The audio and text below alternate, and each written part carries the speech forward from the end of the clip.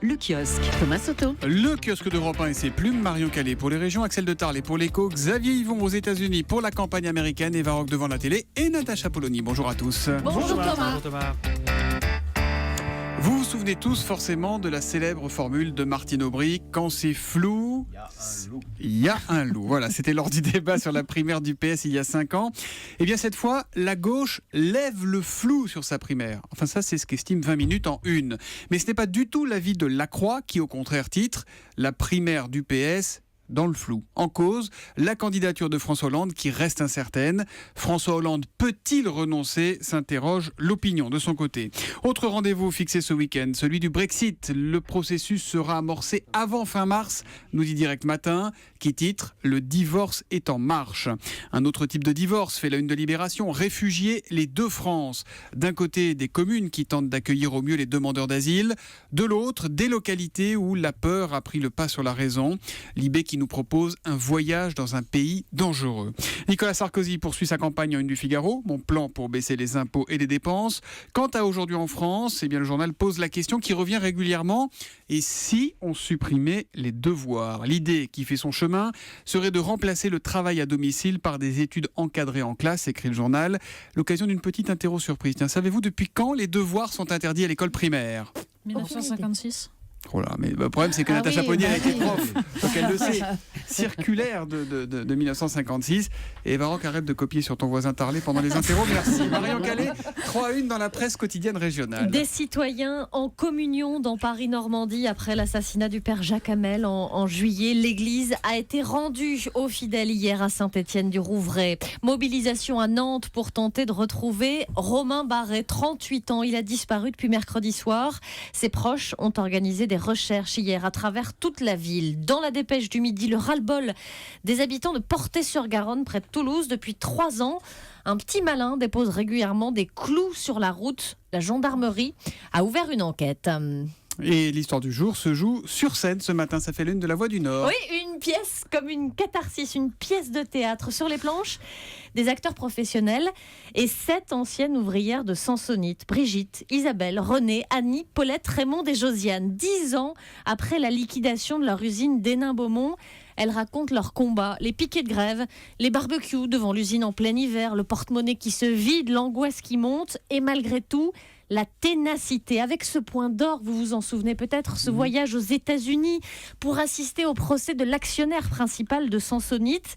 On n'est pas des valises, c'est le titre de ce spectacle qui partira en tournée dans toute la région. Ce mois-ci, spectacle d'ores et déjà approuvé et validé par les autres anciennes de Sansonite. Elles étaient à la première vendredi, comme cette maman en larmes venue avec sa fille pour, dit-elle, lui montrer que derrière les terrils, on peut aussi trouver des héroïnes. Et d'ailleurs, elles poursuivent le combat. Une plainte a été déposée l'an dernier en Grande-Bretagne. Alors vous dites Sansonite, vous ? Exactement. Samsonite, non ? Pourquoi Je vous sais pas. dites comment ? Je sais pas. Moi, je prends des sacs à dos de toute façon. Axel de Tarlet. Il dit Décathlon. Impôts et pain au lait, les leçons de Michael Youn à sa fille et à Cécile Duflot. C'est l'opinion qui s'en émeut ce matin. Voilà, puisque ce week-end, samedi, à l'heure du petit déjeuner, Michael Youn a lancé ce tweet. Alors je vous le lis. Ce matin, ma fille m'a demandé « C'est quoi les impôts, papa ?» J'ai mangé la moitié de son pain au lait. Elle a compris. Ça, c'est le tweet. Ça, c'est le tweet. Sauf que, visiblement, cette vision un peu spoliatrice des impôts n'a pas plu à plusieurs élus politiques. À commencer, alors il y a eu Axel Lemaire qui a réagi en disant que, visiblement, Michael Youn n'avait pas très bien compris ce qu'étaient les impôts, que ça servait surtout à financer la solidarité. Et Cécile Duflot, elle, qui a le tweet facile, a tweeté. À ma fille, j'ai dit que grâce à eux, les impôts, n'importe quelle petite fille, si elle est malade, peut être soignée. Elle a compris. Mais Voilà. alors, qui a tort, qui a raison ? Eh ben en fait, les deux, oui, les impôts vous mangent la moitié de vos revenus. Les prélèvements obligatoires en France, c'est 44,5%. C'est-à-dire que sur 100 euros de richesse créée, il y a 44 euros qui partent en impôts. Et oui, les impôts financent la solidarité. Alors même si en l'occurrence, la santé n'est pas financée par les impôts, la santé, c'est la sécurité sociale. Et la sécurité sociale, qu'est-ce qui paye ? Ce sont les cotisations des travailleurs. Ouais, c'est ça. Donc c'est uniquement oui. les travailleurs qui financent la santé. Donc Cécile Duflot a tout faux. Bah oui, enfin bon. Michael Youn, en tous les cas, a voulu clore le débat en disant « En vrai, je suis fier de payer des impôts », même si hier, il a lancé un petit tweet, il s'est ému quand même des leçons moralisatrices données par les politiciens. Alors sinon, les enfants, vous le savez, peuvent poser d'autres questions au petit déjeuner. Et c'est quand même le moment de vous repasser, j'imagine que vous voyez ose. venir. Oh là Oui, là. j'ose. Cette publicité de 1990 pour du lait. On écoute. Papa, c'est quoi cette bouteille de lait? Papa, c'est quoi cette bouteille de lait? Papa, comment on fait les bébés? Oui, évidemment. Une des plus belles pubs de Lactel, parce qu'on s'en souvient quand même 20 ans après. Ouais. Michael Youn qui a quand même tweeté aussi: quand Gainsbourg brûle un billet, c'est génial, et quand c'est un pain au lait, c'est débile. Eh ben, n'est pas Gainsbourg qui veut, que voulez-vous, Michael Youn. À la une de la presse américaine, tout de suite, on retrouve Xavier Yvon, notre correspondant en direct de New York. Ce qui fait la une chez vous, Xavier, ce sont les révélations du New York Times qui ont sorti des feuilles d'impôts de Donald Trump. Et visiblement, ça a eu un effet dévastateur sur l'humeur du milliardaire. C'est en tout cas ce que raconte le Washington Post. Ah oui, là, on a le Trump en roue libre. Il s'est totalement laissé aller samedi soir dans un meeting juste après l'annonce du scoop sur ses impôts. Le récit du Washington Post est édifiant. Donald Trump devait lire un communiqué de 9 lignes. Ça lui a pris 25 minutes. Il a totalement oublié le prompteur auquel il s'astreignait depuis des semaines pour mieux maîtriser son message et son image. Il s'arrêtait en fait au milieu d'une phrase et il a attaqué violemment Hillary Clinton. Et il est allé jusqu'à mimer son malaise du 11 septembre. Vous vous souvenez cette fameuse vidéo où on la voit à deux doigts de s'évanouir? Eh ben, Trump, l'acteur, a rejoué la scène. Il a imité la démarche chancelante. Il a fait mine de tomber.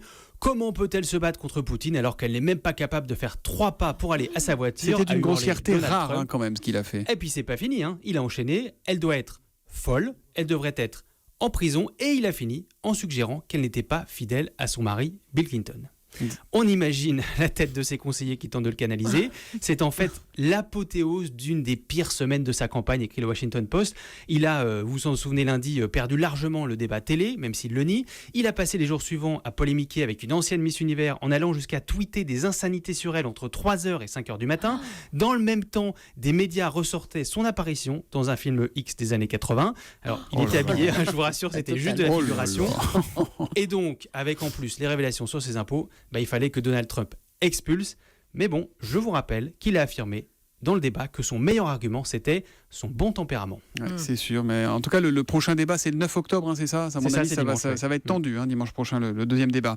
À la télé, ce soir, sur France 5, à 20h55, certains l'aiment chaud. Et oui, le chef-d'œuvre, la comédie de Billy Wilder. Alors, l'histoire, c'est en 1929, il y a deux musiciens de jazz qui sont poursuivis par des gangsters et qui décident de se planquer en intégrant un orchestre de femmes. Alors, Joey devient Joséphine, Jerry devient Daphné, ils rencontrent la chanteuse et joueuse de ukulélé Alouette, et le trio est interprété par Tony Curtis, Jack Lemmon et Marilyn Monroe. Ouais. Et dans leur costume de femme, les deux comédiens, les deux hommes, donc, subissent la domination masculine. Cochon, ce type-là! Qu'est-ce qui s'est passé? Mais il vient de me pincer dans l'ascenseur!